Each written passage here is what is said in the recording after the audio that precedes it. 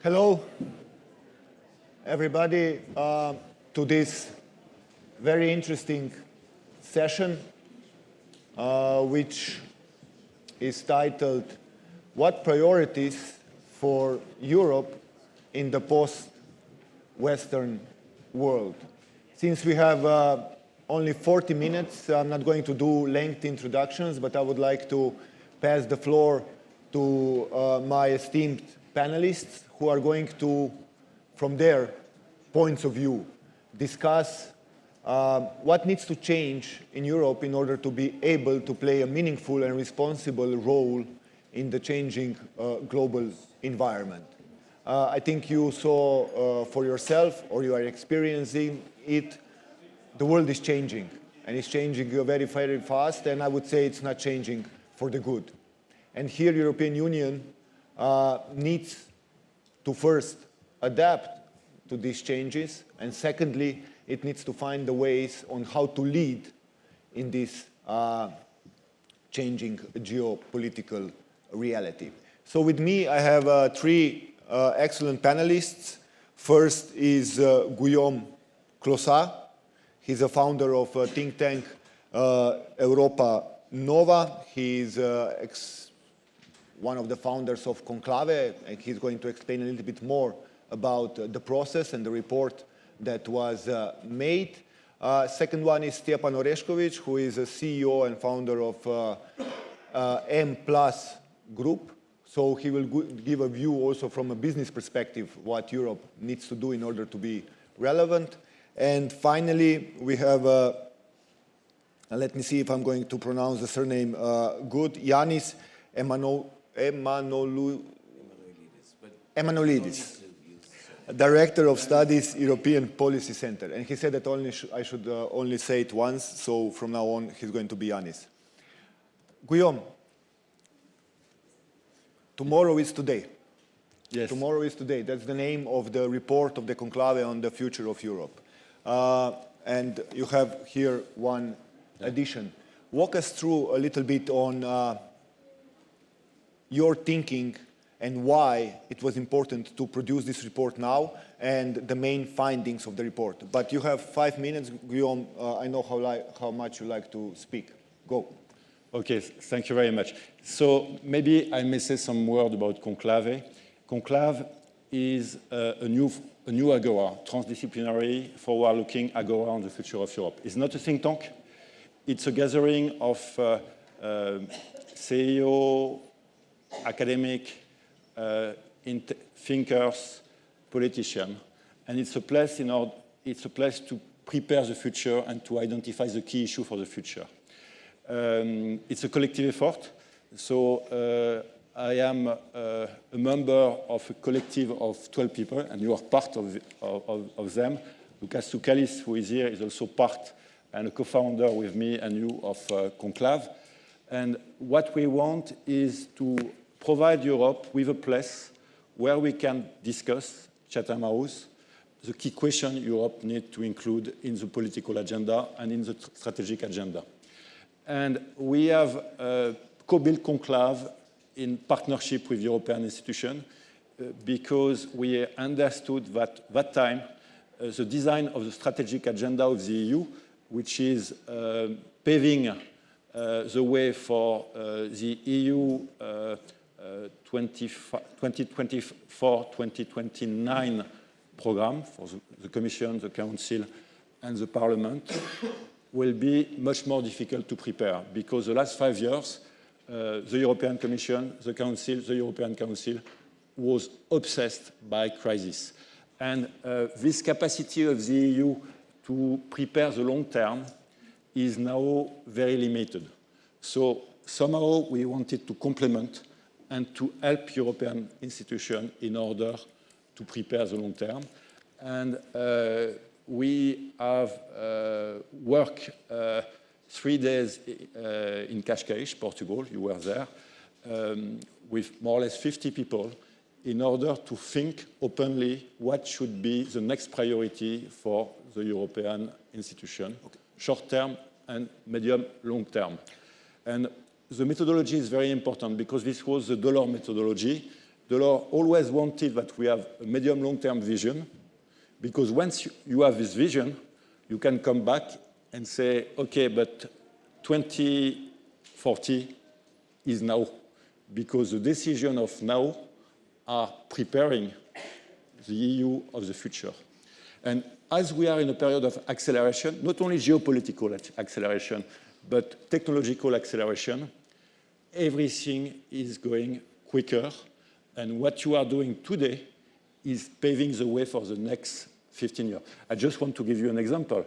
Do you remember 15 years ago, the Facebook, the Google, etc.? They were nothing. But there was a US strategy to support them. And ourselves, we have zero strategy. 15 years later, they are shaping the world. And Guilaume, give us 5 priorities which you think that European Union needs to do by 2040 in order to remain relevant. First of all, and this is the result of Conclave, we need to change our positioning. We were considering ourselves as a player, and we need to consider ourselves as a power. And not a power like the US or China, but we need to be a global, sustainable, and responsible power. And this is expected within the citizen. We had discussion at the EU Council, and the political leadership is ready for that, even if it's complex for him to say we need that, because this is not the culture of the European leadership. And the non-European are asking for that. Not the Chinese or the US, but India, Africa, South America. They want a European power in order to avoid to be taken between China and the US. So there is a window of opportunity for that, first thing. Second thing, we need to change the European approach, because everything is too long. And when you are in a period of acceleration, you need to be able to accelerate, which means that we need to change the decision-making. We need to develop a forward-looking approach in order to be able to anticipate, because most of the crises we have today, or we had the last 5 or 6 years, could have been planned. I mean, pandemics, I remember I was a member of a Sherpa of the reflection group of the future of Europe 15 years ago. We had identified the risk as a highly possible risk, and nobody wanted to take it into account. Brexit, we knew there was a risk. And war, we were aware that there was a risk the last 10 years. So we need to anticipate. But also we need to leverage the European scale. I mean, of course, with regard to the single market, the single market does not exist with regard to digital, to ion technology. And there we need to leverage. But also geopolitically, in terms of R&D, etc. And this we can do it very rapidly. Okay. And third priority, we need to revise our priority, our short-term priority. And we have in the report 4 recommendations. One is we need to position ourselves as a global power, a comprehensive global power. It has many consequences. Second, we need to develop and regain our technological and scientific leadership, because there is a gap, economic gap, technological gap, and we are losing ground. And by losing ground, Europe will be downgraded very, very quickly. Third, we need to review our development model. This means that we have a series of common goods, climate, digital, security, and the EU should be able to help member states to produce this common good, but this means also to have a budget for that and a treasury for that. And last is democracy, because European citizens won't be part to the European project, and if they are not part, they are voting for far right or far left. Thank you very much, Guilaume, for setting the stage. Now, Janis, Guilaume was talking a lot about we need to. In your opinion, is there an appetite for all these needs inside of the political elites of the European Union to actually do the things that most of the people think are necessary in order to basically move European Union from the position where it is now to a position where it's not going to be just a playground, as somebody said, but a player? Well, first of all, I was not part of the conclave, but I advise everyone to have a look at the report because it is a very good report. But now to your question, is there an appetite? My sense is that there is actually not an appetite. Why? There are huge differences among the member states when it comes to key strategic questions. We talk a lot about unity, and we talk a lot about unity especially after the start of the war in Ukraine, the Russian aggression against Ukraine. But if you dig a bit deeper, and you don't need to dig very deep, you will see that there are huge differences on key issues which are partially also consequences of the war in Ukraine. When it comes to the potential future relationship with Moscow, there are differences. When it comes to the question of what are the lessons to be learned from the war when it comes to our future relationship with China, there are huge differences among member states. When it comes to defense, there are huge strategic differences between member states. And not only are there huge differences among the 27, there are also huge differences within each and every member state.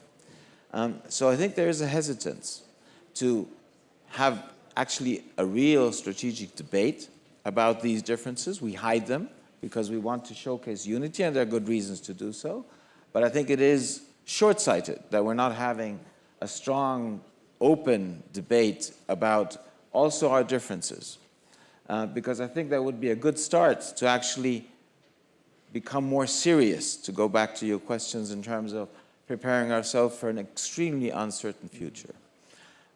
Now, if I look into the report and also taking into account what Guilaume was highlighting in terms of what should be our key priorities, I think that we all agree with the list of priorities. Yes, we need to become more of a geopolitical power. Yes, we need to become more of a science and tech power, more democratic power. So I'm just taking these elements from the report. And actually also, if you look into other endeavors which are currently taking place, especially because the European Council is about to adopt the strategic agenda in June, the European Commission will have to define its key priorities. So we are a lot in this exercise of looking into what priorities should be. You will see that there's a lot of resemblance across the board of what actually we need to do. But I think what we're not doing and not having an honest debate about is what are the potential trade-offs between the different areas. Because if you say that the main priority is, as it has been over the last 5 years, the Green Deal, that has consequences where you invest your financial resources, your political resources.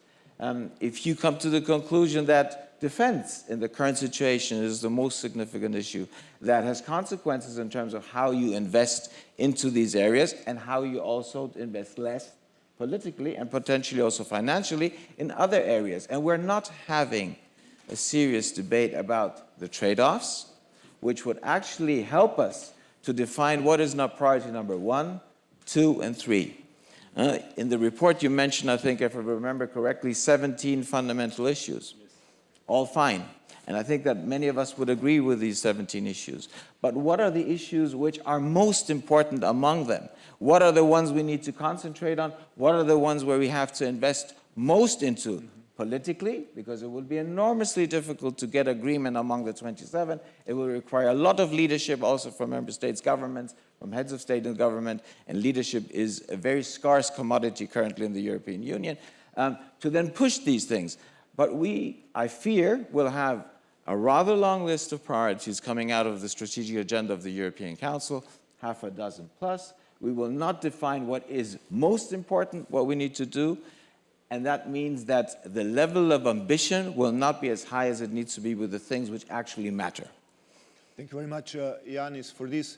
Now, Stjepan, we talked a lot about European project among us and also with you, and you often stated, which I find very relevant, that we need to be bold, that we need to be courageous if we want to matter. And now we heard Janis talking that there is a lot of hesitancy inside of the political elites, also the countries, to actually move from this, which we are very good at, strategic patience of European Union to actually strategic activity.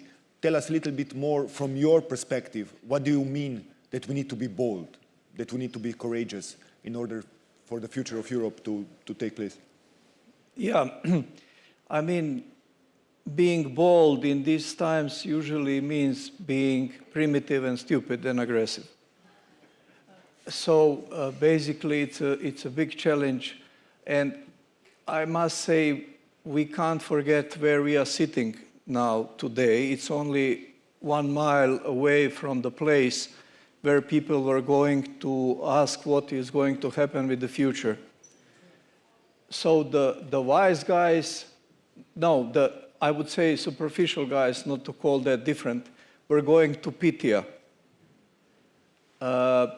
and waiting from her to tell what would be the future, you know. And the wise guys, they were going to ask gods what is the good thing to do. And there was a Socrates friend who asked who is the wisest man in the world. And the gods told him it's Socrates. So he went back to Socrates and told him, look, the gods told me you are the wisest man in the world. And how Socrates came to the fame of being the wisest man in the world, we may remember or not, but because of saying, I know that I don't know. So the biggest problem of the leadership and the elites in the world is the so-called Dunning-Kruger effect. Big research that showed less you know, more convinced you are that you know everything. So we have uneducated elites convinced that they know everything and not asking us 3 simple questions that Socrates was asking. So-called triple filter. Is it true? Is it good? Is it useful?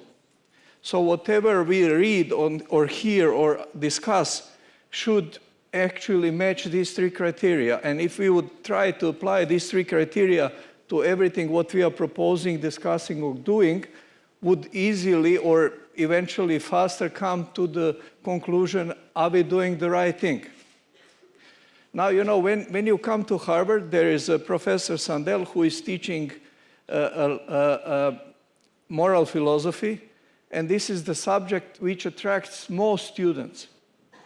You can't get into the audience with more than 1,000 seats because there is a lottery. Everyone wants to learn what is right thing to do.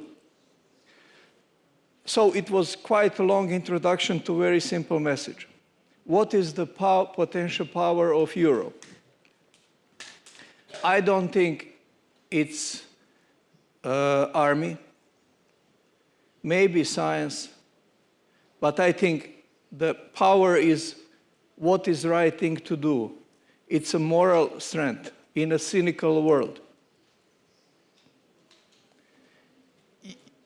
If we would go into the very exact analysis why everything what we say or dream or propose should be done in Europe, you immediately come to the problem who, how, and what. And every answer becomes difficult because only question of what is Europe gives you immediate obstacle. You know, US is a federal government that was created in the war and that has 47% of GDP decided on the federal level, while Europe has 1. So I can give you a lot of arguments why everything what we dream about or want to do is not easy to do except one thing, which is being consistent, moral, logical, and not cynical in the cynical world. That is potentially the biggest strength of European Union. The problem is how to utilize it. But the first step is, you know, we even don't want to listen to the citizens on the very clear and exact things that might be a global strength of the Europe. But going into these politics, bargainings, and so on. Last sentence, it sounds, you know, abstract, but it's not abstract. Unless we are very cynical. You know, when Kant was dying, he wrote a last paper on dispute between faculties. And there is one paragraph there which says, enthusiasm is the strongest thing of the French Revolution. People are very enthusiastic about what's happening there. And history showed that this was the biggest strength. Mm-hmm. There is one thing, thank you, Stjepan, which you mentioned, and I think all three of you more or less agreed that probably political elites by themselves are not going to find the strength to do the necessary things in order to make Europe stronger, more influential, more democratic, and a responsible player in global community. Who should be, and this is, I'm asking Guilaume, but also then Janis, who should be these agents of change, agents who would drive the whole process of the European change? Is this a civil society, young people? How do you basically, you know, gather enough pressure, enough influence in order for the political elites to actually react? Well, I believe it's a collective dynamic. It's not one stakeholder especially, it's a series of stakeholders, and it's like a mosaic. If we think about the last 7 years, think about the Brexit referendum. What we saw just before the Brexit, 2 months before, is that public opinion very quickly developed a very strong attachment to the EU. And this public opinion movement pushed the member state to adopt a roadmap after the Brexit. And this roadmap was prepared by a series of opinion leaders who launched a call 6 weeks before the Brexit for European Renaissance, defining what should be the content of the roadmap. And among these leaders, you have Verhofstadt, Saviano, Barnier, Cohn-Bendit, etc. So, or if they are going to change the strategic agenda and the priorities that the European Union needs to focus on in the future? Well, I think that the EP elections will not make things easier, because the expected outcome, we do not know exactly what it will look like, but the expected outcome, so electricity back, is that there will be a surge of the right-wing forces. And that, I think, will make the European Parliament a more fragmented institution and thus an even less influential player in the system. But for me, the most strong effect will be that if right-wing critical EU forces will do well at the EP election, that will have an effect on at the national level. It will put national leaders even more under pressure. Those who will have gained on the right spectrum of the political divide, the critical forces will argue, look, see how many people support our positions when it comes to Europe. This will not make it easier for EU leaders. So this argument, which you often now hear, which is that we shouldn't exclude having a discussion, we should not push certain things before the EP election because this might make things worse. There's some logic to it, but it doesn't mean that after the EP elections things will be easier. But going back to the question you raised earlier about the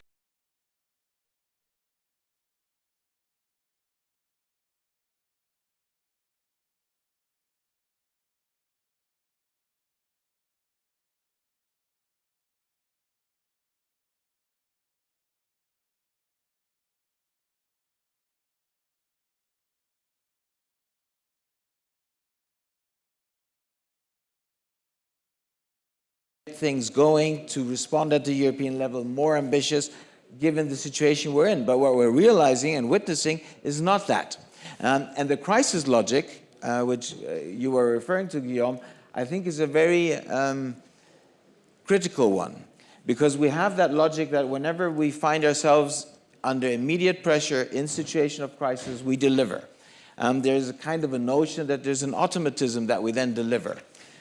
First of all, I would challenge the automatism. One could think of crises in future where it is not a pre-given that we will be able to react, and there will also potentially be crises, especially in the security field, where we have to react immediately, where we do not have time to take decisions as we did, for example, during the Euro crisis, where it took us years to come to a point where we got to a moment where the crisis spiral stopped. So we are already under pressure, and we will be more under pressure, and we should not assume that if the next crisis comes, we will then be able to deliver. I think we need to start doing that beforehand. I think that's one of the criteria we actually need to apply when we try to distinguish which of the whole list of potential priorities is the most important one. Okay, and that for me means that, for example, defense is very high on the agenda. It needs to be high on the agenda. You said there is a lot of differences which we don't talk about, or we hide it under the carpet simply because we don't know where this debate would lead us. Is multi-speed Europe the answer to that? We already have a multi-speed Europe. We already have some who are part of the Euro, some who are more integrated when it comes to defense. So in different fields, we already have a reality of a multi-speed Europe. If you think multi-speed Europe in the sense of having a fundamental leap of some member states going forward, creating what some in the past had called a core Europe, Kern-Europa, I don't believe in that. For two reasons. Because even if you try to identify which of the member states would be ready to make that kind of a leap, create a core, move forward, do things among themselves more ambitiously, you will have problems in identifying that core group. Who is among them? My mother country, Germany, you would assume should be among them. It's not now showing strong leadership and being ready to make decisive moves when it comes to further EU integration. Look into the defense fields, look into discussions about the budget and what the German position looks like. Common borrowing, I can extend the list. And this is just one example. So.